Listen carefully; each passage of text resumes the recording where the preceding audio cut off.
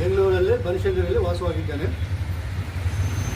ಸನ್ಮಾನ್ಯ ರಾಜ್ಯಾಧ್ಯಕ್ಷರಾದ ನಮ್ಮ ಮಾನವ ಹಕ್ಕು ಸಮಿತಿಯ ರಾಜ್ಯಾಧ್ಯಕ್ಷರಾದ ಮಹೇಂದ್ರ ಕುಮಾರ್ ಅವರ ಸನ್ನಿಧಿಯಲ್ಲಿ ಇವತ್ತು ಸಭೆ ಸೇರಿದೆ.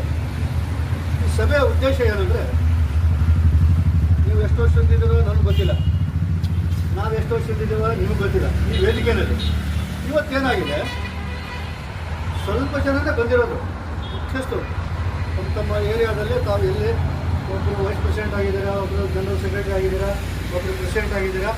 ಆದರೆ ಒಬ್ರಿಗೊಬ್ಬರು ಪರಿಚಯ ಆಗುವ ಸಂದರ್ಭ ಇವತ್ತು ಕೂಡಿ ಬಂದಿದೆ.